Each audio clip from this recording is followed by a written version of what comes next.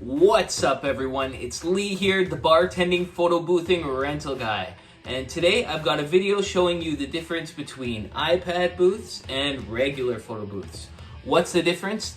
There's a little bit to know. Let's get into it. What's the difference? Let's get into it. DSLR versus iPad.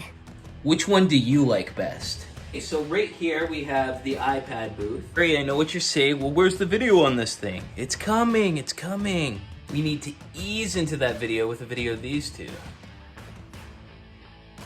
And right here we have the regular photo booth.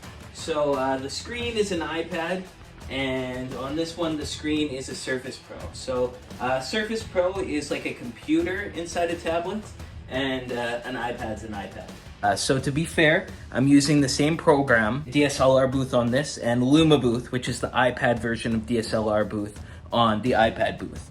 But isn't that a different photo booth program? Quit yelling at me! And both of them will be set with picture orientation like this, and then we're gonna snap and then just compare the quality of the pictures. I forgot to mention the third option. That's cardboard cutout photo booths. Booth. Drill. Hole sockets.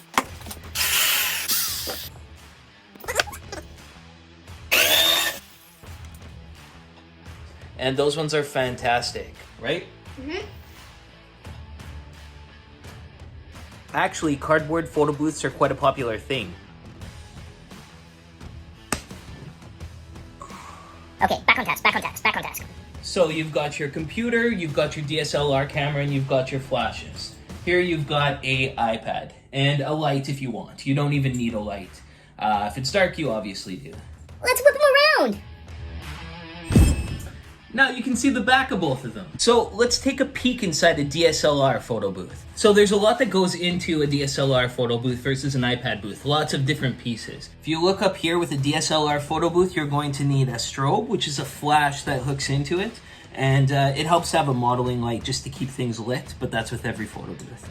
So, but you don't need that, but you do need the flash for it to properly light the photos. The camera, it's a Canon T5. DSLR in there. There's the computer, the wiring with the power bar. You have to have a hot shoe mount that runs a PC sync cord up to the strobe. You have to have a USB that runs out to the computer, or in this case, it's a Surface Pro tablet that has computer capabilities. Also the software. So the software is DSLR booth for Windows. It's a lot more moving parts that can potentially go wrong. I do have a video called What's in a Photo Booth. It's part 2 of my do-it-yourself photo booth builds by Lee, so go check that out if you're interested. Okay, back on task. iPad booth, much more simple. You just need an iPad. With the iPad photo booth, basically all you need is an iPad and some lights. So, fairly easy. You can have lights if you want. I have lights on mine here. Very simple. So as you can see right here, the iPad just kind of slides into it. So you just slide it up there. So the photo booth software for the iPad is called Lumabooth. You can't get DSLR booth for iPad, but you can get Lumabooth, which I'm gonna do a complete breakdown of in another video. I've got the DSLR photo booth booted up here. Let's try and take a photo here. This is with a DSLR camera. It's a Canon T5 18 megapixel camera. So, and the camera's set on manual. It's gonna take 4 photos. So I'm just gonna line up here.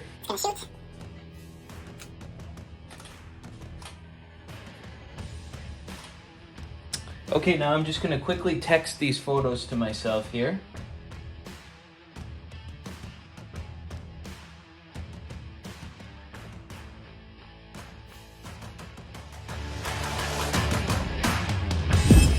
So let's try taking a photo. And I'm just gonna turn these on. They're quite bright, so it's hard to see, but we'll need it for the photos. You can already see that it's a little blurrier. Email it, text message, Instagram, scan a QR code. You could set it up for print if you want through a wireless, through AirPrint on your iPhone. All right, so let's text this one to me.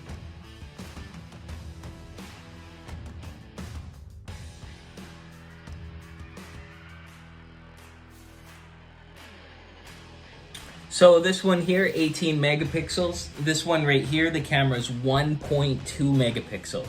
So that's the real thing about these iPad photo booths, is you have to take into consideration it's the front-facing camera. And the most currently that they do is 7 megapixels for a front-facing camera. So, you know, and for even an older DSLR camera, you can get 18 megapixels. You can go out and buy one of these cameras fairly cheap. And 18 megapixels is obviously way better than 7 megapixels. Plus, the DSLR cameras, the sensors are bigger, they adjust to light a lot better. So currently, you're going to get better quality from the DSLR cameras.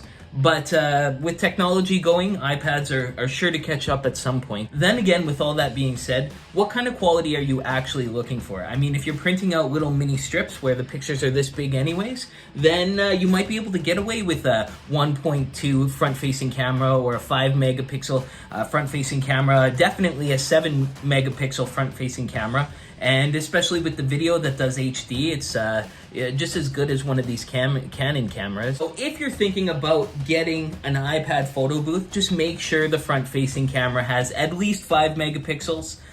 Probably get a Pro edition or one of the new iPad Air editions where it's 7 megapixels. And I'm sure that they're going to be bumping that up here soon. Everyone, that's the end of the video. Thanks for watching. We're going to be making more videos on the iPad photo booths and the software and everything that goes with it. So stay tuned for those. If you like this video, please press that thumbs up button. If you haven't subbed to the channel, it really helps out. And as always, you stay classy. And put your face right in the camera.